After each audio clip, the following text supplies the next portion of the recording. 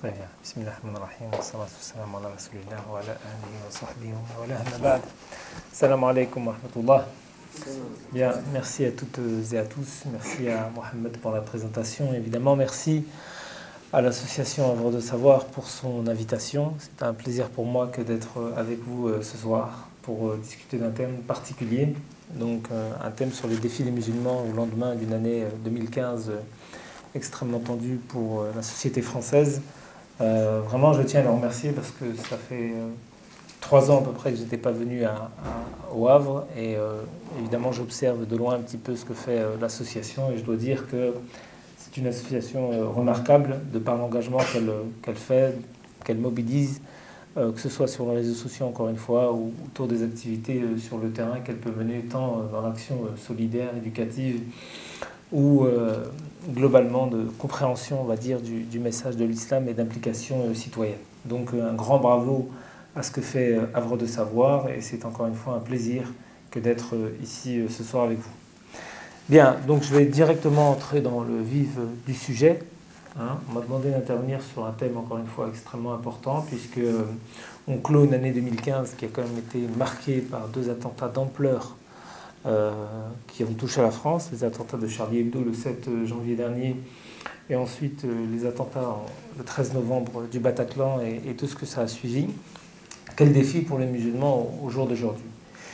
Donc je vais d'abord commencer par un certain nombre d'éléments introductifs pour ensuite donner mon avis sur quels sont les défis prioritaires pour la communauté musulmane. Je vais essayer de ne pas dépasser 30 minutes, donc Mohamed, au bout de 30 minutes, 40 minutes maximum, n'hésite pas à me couper parce que sinon je risque de m'étaler pendant encore 1 heure.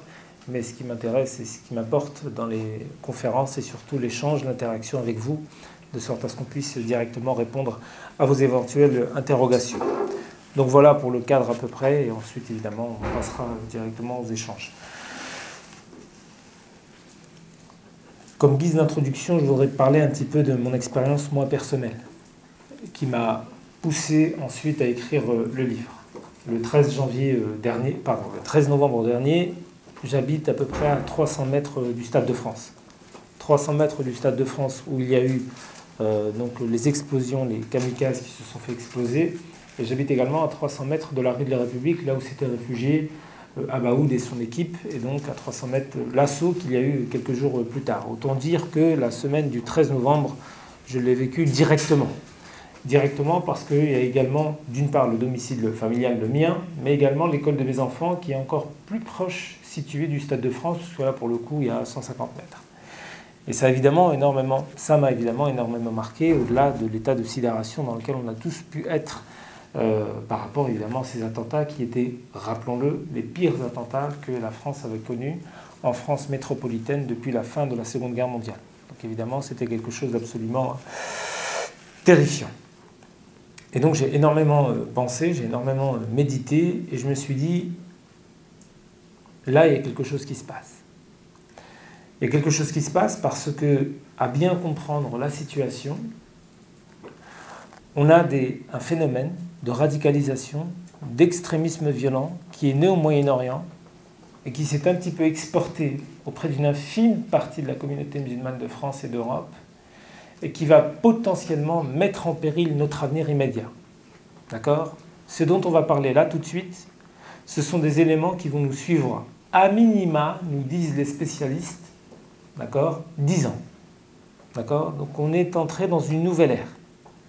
Il faut bien comprendre les choses. Donc le premier point à aborder, c'est qu'on est entré dans une nouvelle ère aujourd'hui qui va certainement, comme le dit très bien l'ancien juge antiterroriste Marc Trévidic, nous en avons à peu près pour 10 ans. Et vous allez comprendre pourquoi au fil de l'intervention, au fil du développement.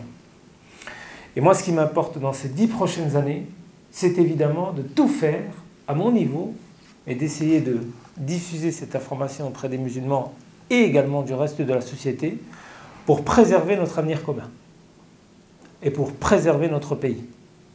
D'accord ? C'est vraiment l'objectif du livre et de tout ce que j'essaie de mener, moi évidemment avec beaucoup d'autres, mais de donner d'abord une grille de réflexion pour rendre intelligible ce qui s'est passé. Et là, d'emblée, je dis qu'on va tenter d'expliquer un phénomène et évidemment pas de le justifier, mais c'est important de prendre toutes les précautions oratoires. On va tenter d'expliquer une situation d'accord, pour mieux la comprendre. Parce que quand on se donne les moyens de mieux comprendre un phénomène, on se donne les comprendre pour mieux agir. D'accord? Donc le but, c'est ça. Bien comprendre pour mieux agir. Pour mieux agir face à quelque chose qui va nous prendre 10 ans à minima.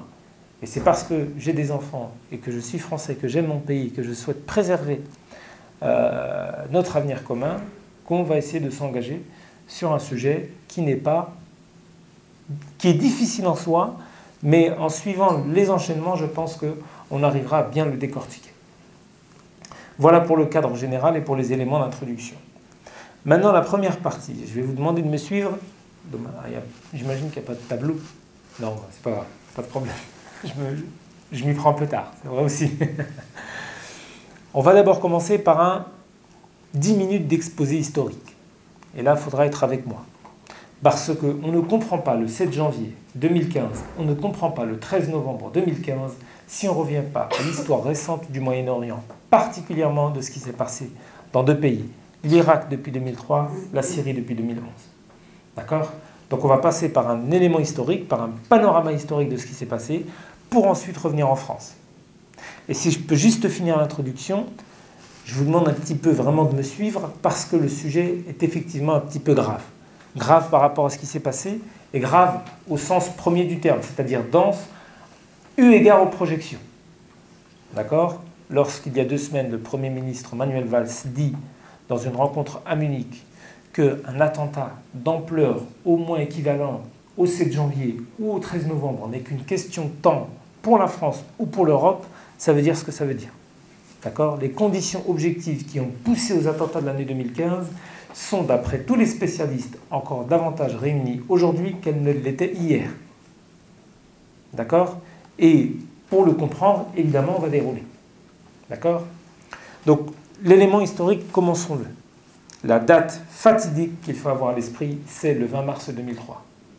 Le 20 mars 2003, les États-Unis, dirigés par l'administration de George W. Bush, décident d'envahir l'Irak. Cette décision est la première étape du long processus de radicalisation qu'a connu la région et qui va ensuite s'exporter en Europe. Parce que l'Irak, à l'époque, était un État souverain et que les États-Unis vont, d'une part, au mépris du droit international, 2, en basant leur action militaire sur un mensonge planétaire, dévaster un pays. D'accord? Donc là, évidemment, ce n'est pas un propos dur, ce sont des faits historiques. Immédiatement, après le début de l'invasion irakienne, vous allez avoir un phénomène commun à n'importe quelle invasion étrangère vis-à-vis de n'importe quel territoire situé. D'accord? L'invasion américaine va appeler, au bout de quelques semaines et de quelques mois, une résistance d'une partie de la société irakienne. Cette résistance va essentiellement se concentrer dans la région sunnite de l'Irak. Essentiellement. La population sunnite de l'Irak va se considérer dépossédée des attributs de pouvoir qu'elle avait précédemment. Rappelez-vous que Saddam Hussein était un sunnite. C'est sa communauté première d'appartenance qui va immédiatement lutter contre l'occupation américaine, qui est une occupation évidemment violente. Au bout d'1 an, on compte déjà plusieurs dizaines de milliers, soit de morts, soit de blessés. D'accord? Je ne vous parle même pas de ceux qui ont été déplacés. À mesure que l'occupation américaine va devenir de plus en plus violente, vous allez avoir le groupe de résistance sunnites irakiens qui vont commencer à germer et qui vont commencer à se coaguler, c'est-à-dire à se renforcer, mais en même temps à se concentrer, à se regrouper.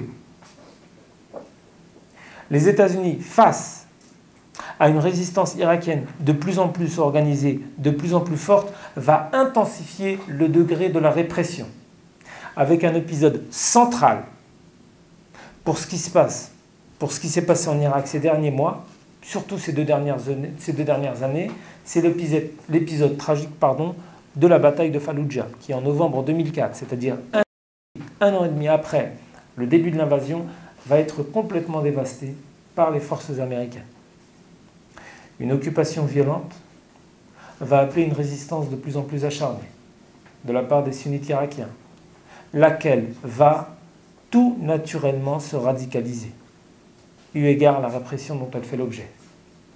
Et il ne va pas se passer 2 ans pour que les groupes insurgés, qui vont se sectariser de plus en plus, parce que quand vous êtes dans un contexte violent d'occupation belliqueuse, dans un contexte tendu, la prime, ça n'est jamais la prime à la modération et à l'apaisement.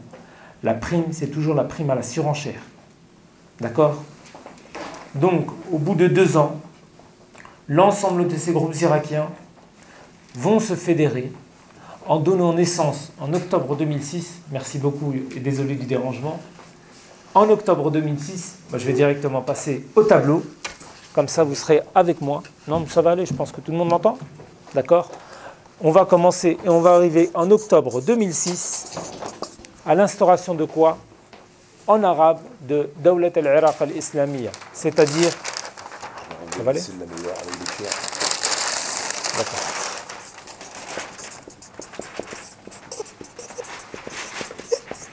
C'est l'État islamique d'Irak qui naît en octobre 2006, du fait du regroupement des groupes irakiens dont je viens de vous évoquer. C'est la première étape de la radicalisation au Moyen-Orient, elle est ici. On ne comprend pas, encore une fois, ce qui s'est passé le 7 janvier, le 13 novembre, si on ne revient pas à ça.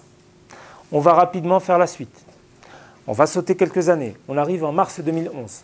En mars 2011, à la faveur de ce qui s'est passé en Tunisie d'abord, ensuite en Égypte, puis en Libye, enfin à Bahreïn et au Yémen, vous avez un peuple, le peuple syrien qui va se lever pour pouvoir vivre dans la dignité.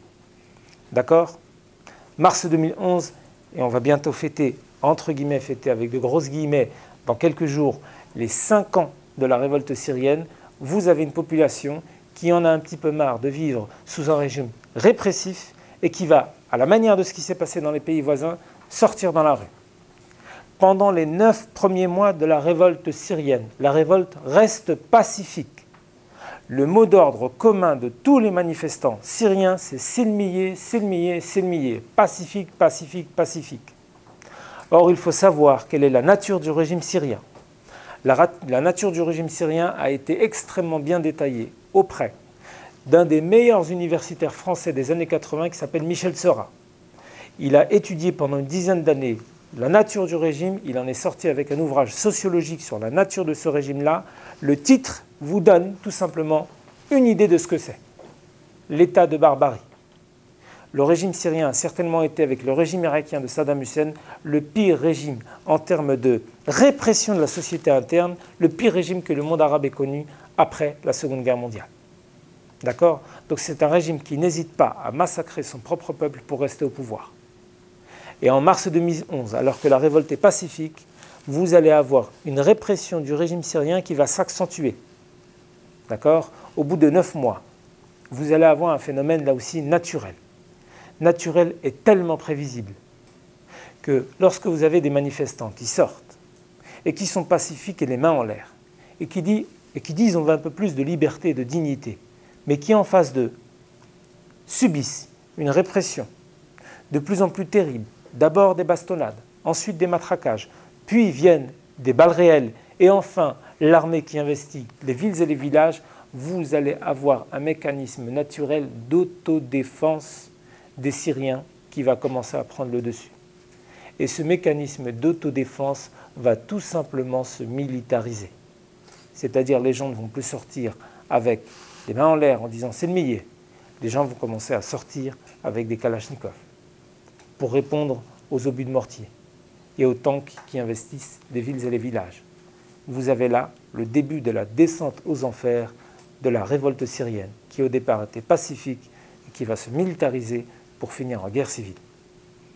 Et il ne va pas se passer un an, on commence en mars 2011, pour qu'en février 2012, vous avez l'épicentre de la révolte syrienne, la ville de Homs, qui va en grande partie être complètement anéantie par les forces du régime. Et là, ce seront des centaines de morts. Et là, vous rentrez dans la guerre civile la plus totale. Jusqu'à aujourd'hui, ça a été une descente aux enfers. Lorsqu'en février 2012, les populations autour de l'Irak, autour de la Syrie, vont constater un triple phénomène. Et là, il faut me suivre, parce que c'est important d'avoir l'ensemble de la réflexion dans sa gradation.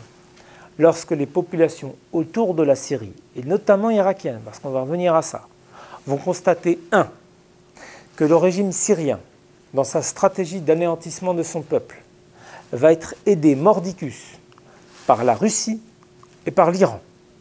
Premier élément. Va constater deux, que l'Occident, notamment les États-Unis et la France, vont promettre au peuple syrien des armes pour qu'il puisse se libérer du joug syrien, mais que ces armes ne vont jamais être livrées. Et vont constater finalement le mutisme général de la communauté internationale. Vous avez une population, ou plutôt un certain nombre de catégories de gens qui, autour de la Syrie, vont se dire « on ne peut plus rester les bras croisés face à un peuple qui est en train de se faire décimer ». Et la Syrie va constituer le terrain dans lequel plusieurs centaines, puis plusieurs milliers de volontaires arabes vont s'y rendre pour pouvoir prêter main forte à un peuple qui est en train de se faire trucider. Parmi ces centaines, parmi ces milliers de personnes qui commencent à entrer en Syrie, vous avez déjà plusieurs dizaines de jeunes Français et de Belges et d'Européens qui partent en Syrie. On est en 2012. Daesh n'existe pas encore.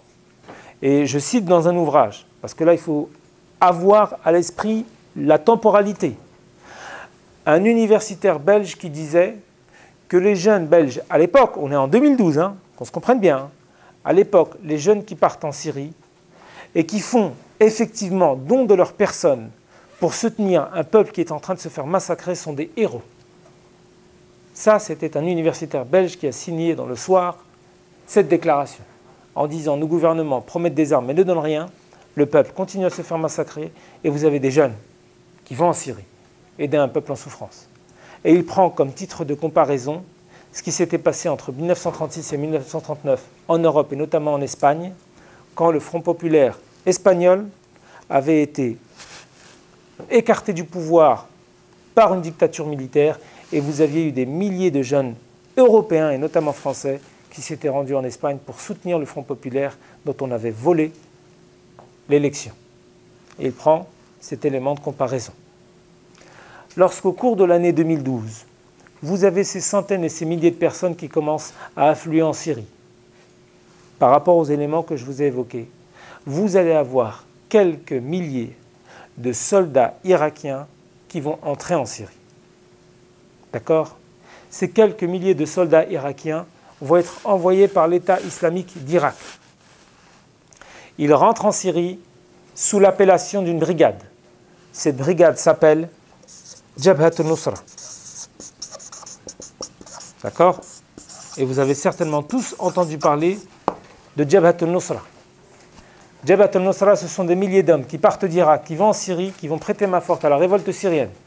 Au départ, cette brigade-là est bien vue des populations syriennes puisqu'elle va tout simplement prêter main forte à la révolution et tout simplement s'en prendre au régime syrien, qui continue, lui, et qui monte dans la gradation de la répression.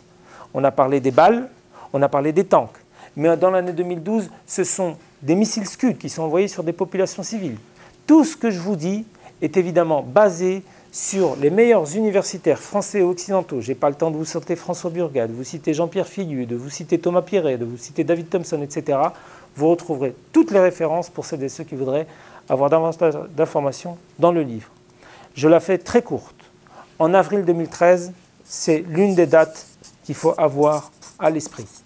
On est 2 ans après la Révolution. L'État islamique d'Irak va faire un communiqué et va dire la brigade, aujourd'hui en Syrie, qui s'appelle Jabhat al-Nusra, qui a emporté plusieurs victoires militaires contre le régime syrien. Cette brigade a été envoyée par nous. Et aujourd'hui, le 21 avril 2013, nous annonçons que notre État islamique, avec Jabhat al-Nusra, nous allons fonder un seul et même État. Nous sommes, nous en Irak, Jabhat al-Nusra est en Syrie. La Syrie, dans l'arabe traditionnel, s'appelle le Cham. D'accord ? Le Cham est cette situation géographique, plutôt cette zone géographique qui correspond à peu près à la Syrie, la Jordanie, la Palestine et au Liban. D'accord ? Donc, en avril 2013, l'État islamique d'Irak va dire « Aujourd'hui, on ne s'appelle plus l'État islamique d'Irak. On s'appelle l'État islamique en Irak et au Cham. » C'est-à-dire l'État islamique en Irak et au Levant. En arabe, ça donne Ad-Dawla al-Islamiyya fil Iraq wa Sham. Le diminutif de cette expression, ça se dit Daesh. En français, ça donne Daesh. Et Daesh naît là, à ce moment-là. Et la genèse de Daesh, elle est ici.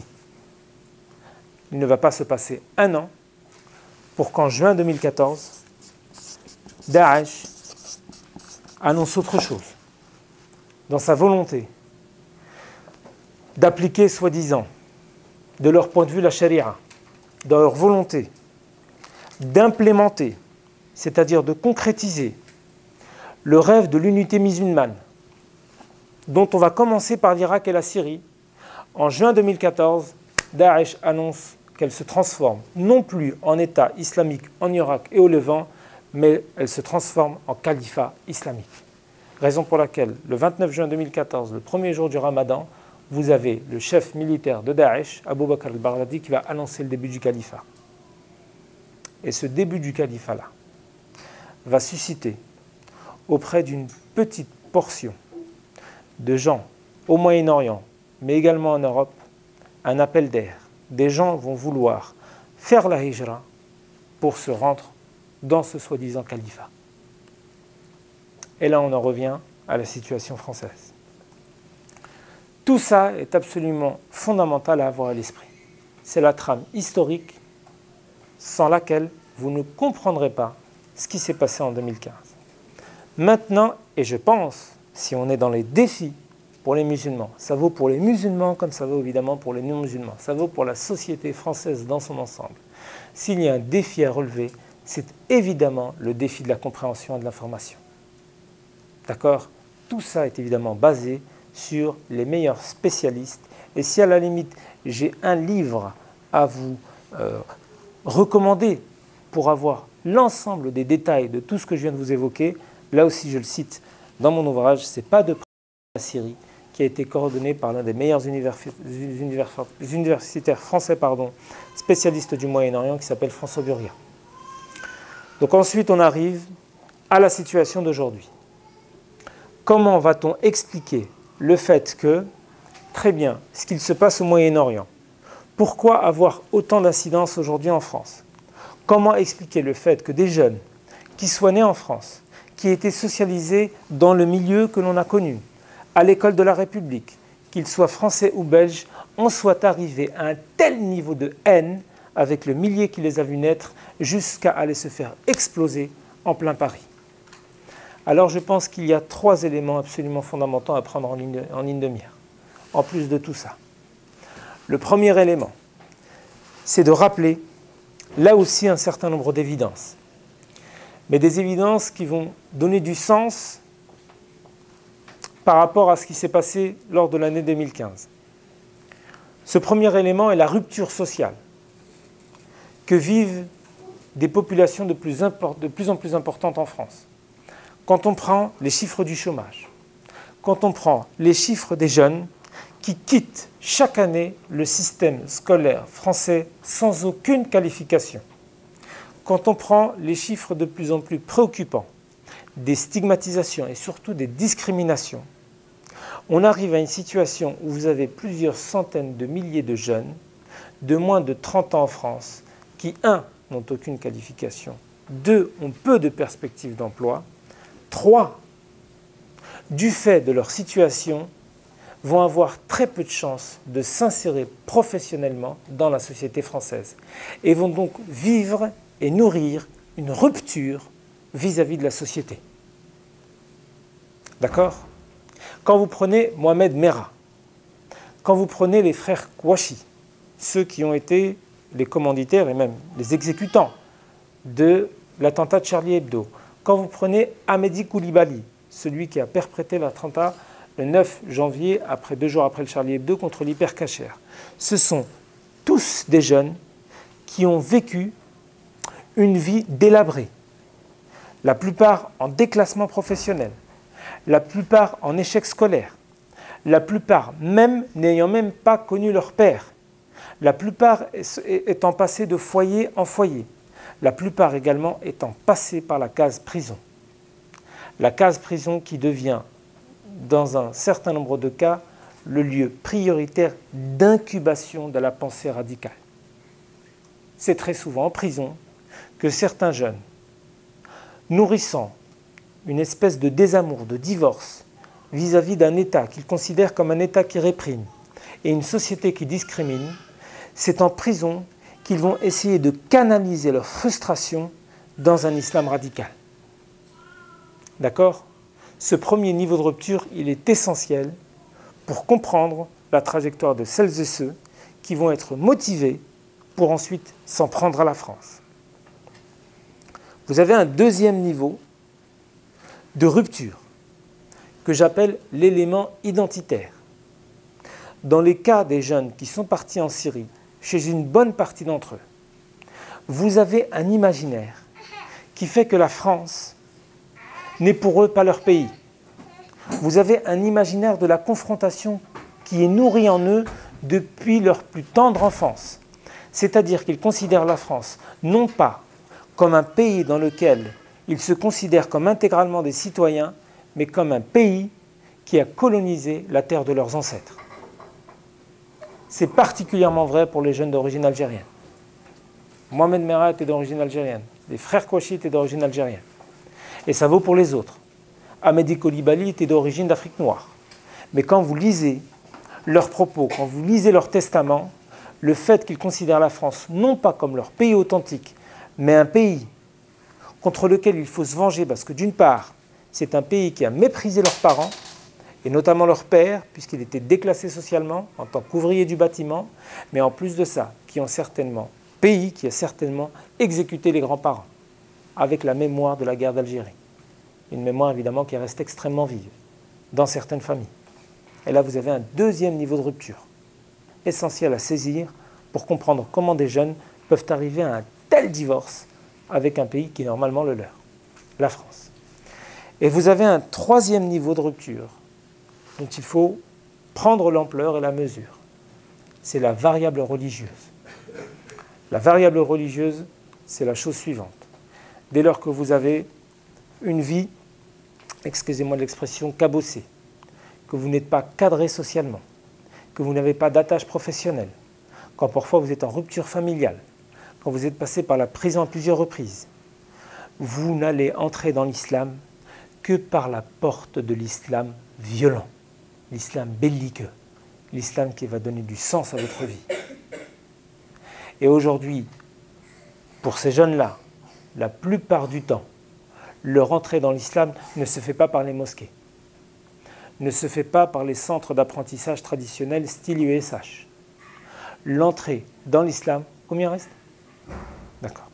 L'entrée de l'islam se fait essentiellement via Internet. Et Internet devient le canal principal d'apprentissage de la religion. Mais Internet, quand ils y vont, ce n'est pas pour écouter le discours du juste milieu de savants que l'on peut connaître. C'est évidemment celles et ceux qui vont leur servir un islam de la confrontation. Cet islam qui vient d'Irak et de Syrie. Cet islam qui leur dit que la hijra est obligatoire. Cet islam qui glorifie le califat selon la califat uniquement motivé par la guerre. C'est cet islam-là qui va les capter. Et là, on rentre dans un phénomène d'embrigadement et d'une réduction de l'islam uniquement à un aspect de la confrontation permanente avec l'Occident. Troisième niveau de rupture.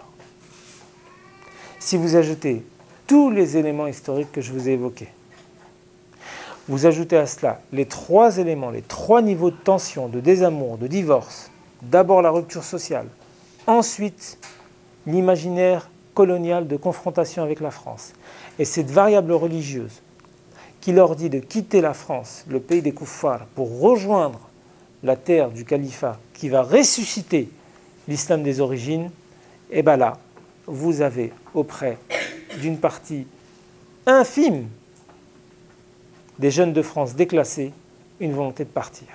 Et cette volonté, dans cette infime partie, se traduit par un passage à l'acte. Raison pour laquelle vous avez aujourd'hui à peu près 700 jeunes de France qui sont dans les rangs de Daesh entre l'Irak et la Syrie. Vous avez à peu près 300 jeunes Belges. Ça vous fait 1000 personnes. qui sont actuellement dans les rangs de Daesh. Et pour revenir à mon élément introductif, si vous prenez uniquement 10% de ces jeunes-là, 10% de 1000, c'est 100.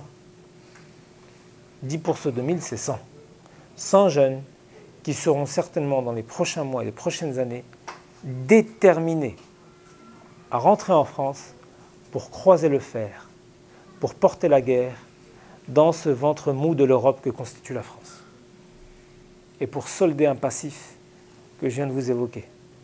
Raison pour laquelle, et c'est malheureux, et là je vais passer très rapidement au deuxième niveau, mais raison pour mon intervention, raison pour laquelle, malheureusement, certainement, qu'il s'agisse de la France ou d'un pays européen, la question d'un autre attentat d'ampleur n'est pas de se dire est-ce qu'il aura lieu, mais quand il aura lieu. Et surtout, quand il aura lieu, mais le jour d'après. Le jour d'après. Parce que là, je vais passer à mon deuxième niveau d'intervention sur la manière de pouvoir répondre à cette problématique et surtout à ce défi absolument colossal. C'est que quand on remarque ce qui a été fait après le 13 novembre, notamment par les autorités françaises, et si je vais dire ce que je veux dire, c'est parce que j'aime mon pays, et si je suis dur vis-à-vis des autorités, c'est parce qu'il faut l'être. Mais ce qui a été fait est parfois exactement l'inverse de ce qui aurait dû être fait. Je vais vous prendre l'exemple de la Norvège pour revenir à la France. Lorsqu'en juillet 2011, vous avez le pire attentat que la Norvège connaît depuis la Deuxième Guerre mondiale, où un homme illuminé de l'extrême droite va assassiner froidement 70 personnes, le Premier ministre norvégien ne va pas durcir son arsenal répressif, comme on a fait en France. Le Premier ministre norvégien ne va pas parler de guerre vis-à-vis d'une partie de ses concitoyens. Le Premier ministre norvégien va dire ils ont voulu briser la démocratie norvégienne.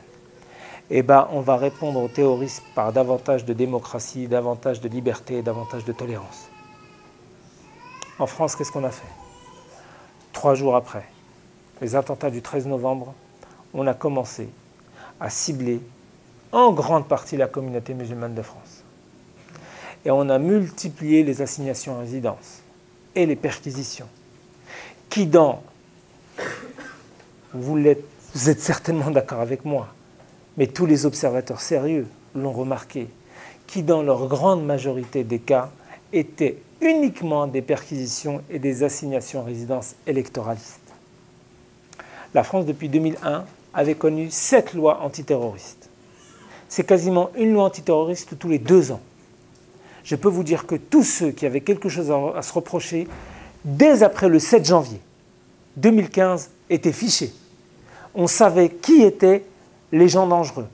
Mais ceux qu'on a ciblés après le 13 novembre étaient la plupart du temps des musulmans pratiquants.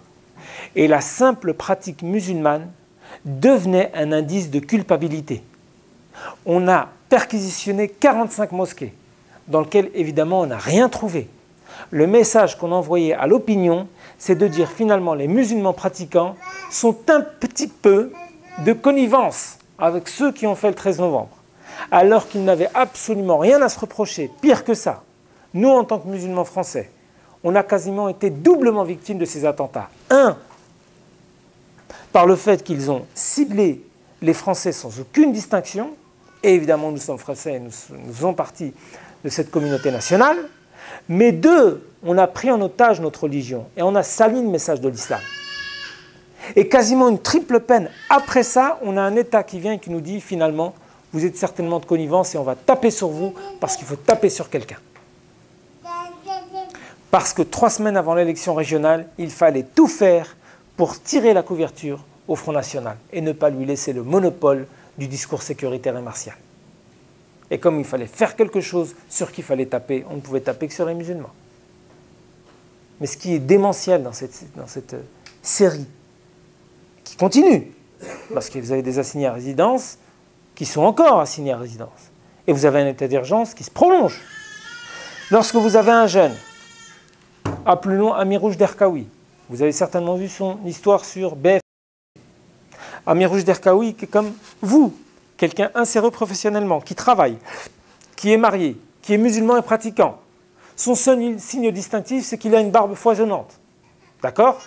Comme si cette barbe en soi faisait de vous un terroriste.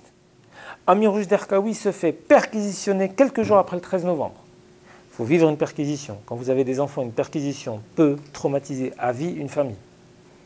Quand vous avez 15 ans et que vous voyez 15 gendarmes ou policiers arriver et mettre votre père en joue, je peux vous assurer que ça peut vous suivre toute votre vie.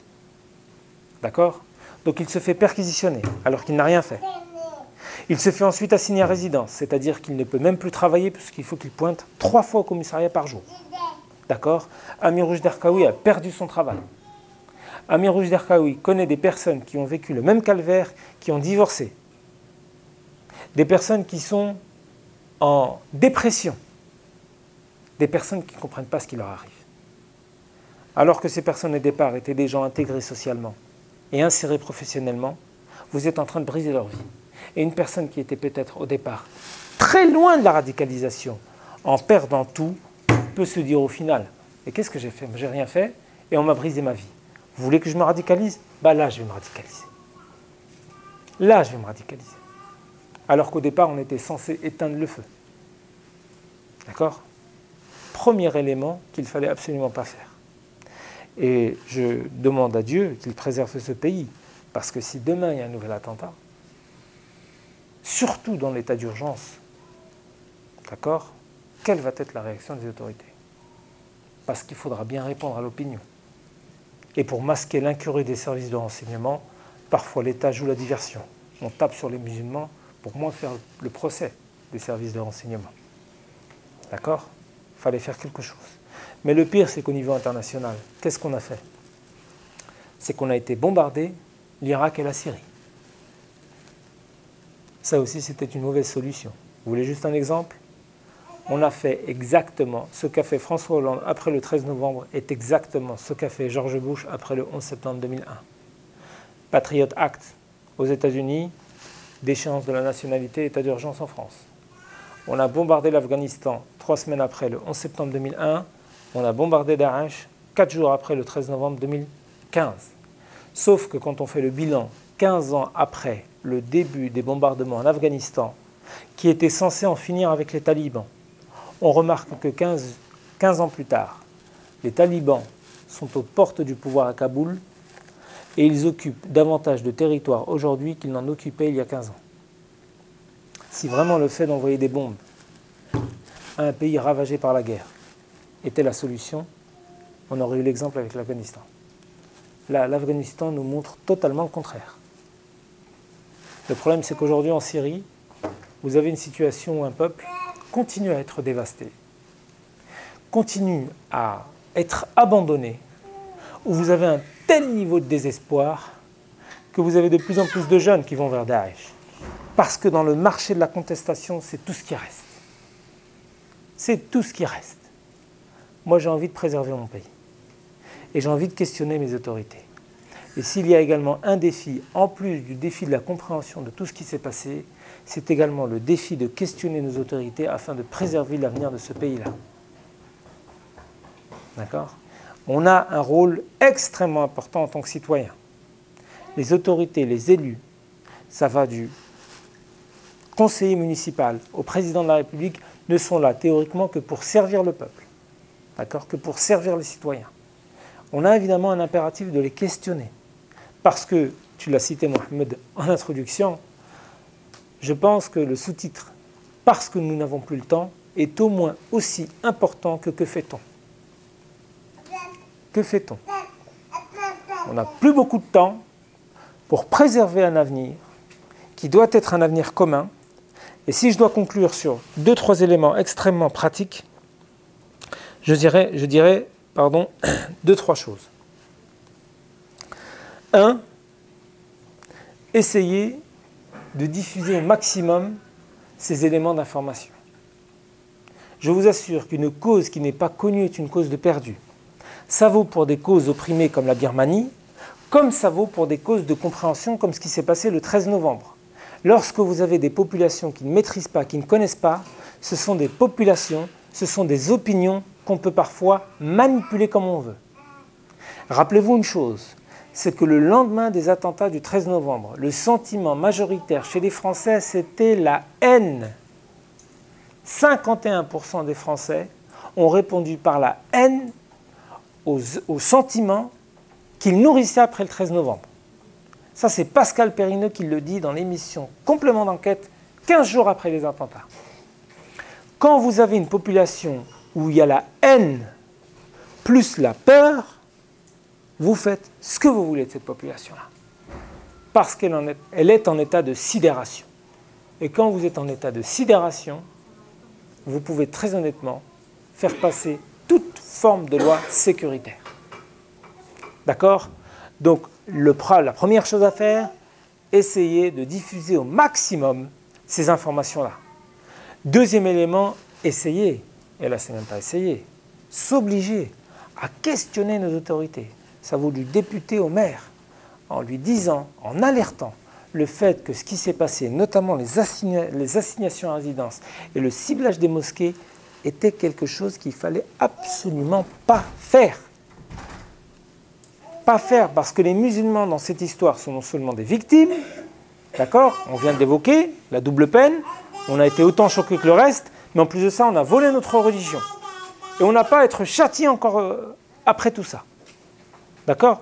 Donc faire des musulmans des alliés dans la lutte contre la radicalisation.